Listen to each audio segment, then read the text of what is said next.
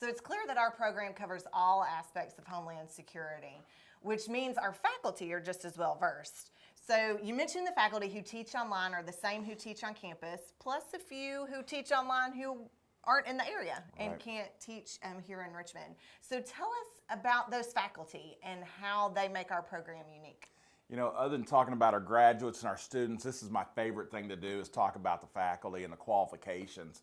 I'm blessed to work with a group of individuals who not only have had outstanding careers and they're excellent instructors, but they're very personable and caring. They're just great people. I don't have time to tell you about all of them, and I'm going to miss a few, but let me mention a few that come right off the top of my head. As I mentioned before, our full-time faculty teach on campus and online. They do both. And they all have doctorates, all our full-time faculty, and they all have experience in the field. Our program believes firmly in hiring individuals who have applied experience, what we call the boots on the ground experience.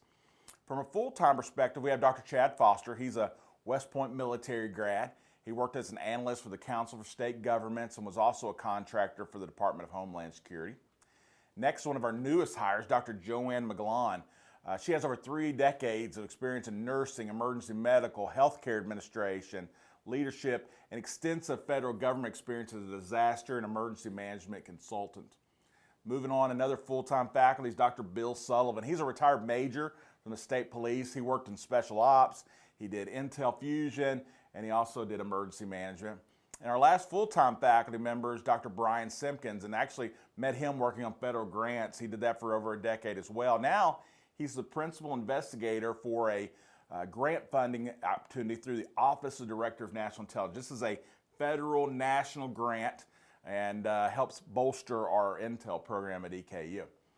Joining our full-time faculty online is Dr. Mike Collier. He's a retired Coast Guard commander. He served as a military attaché in Colombia for a number of years. He was retired from EKU. Mr. Greg Howard is a retired law enforcement officer, former commissioner of the Kentucky Vehicle Enforcement, now serves as a gang specialist with the Fayette County Attorney's Office. And one of our newest online hires is Miss Autumn Stout. She's actually one of my former students. And she went back, got her master's, and she's a state planner for South Dakota Emergency Management now. Now, you can tell I could go on and on about these folks. They're very exciting, great people, and I've inadvertently left a few folks out from that. But know that we have qualified instructors that truly care about the students and they want to propel them and their education into their careers.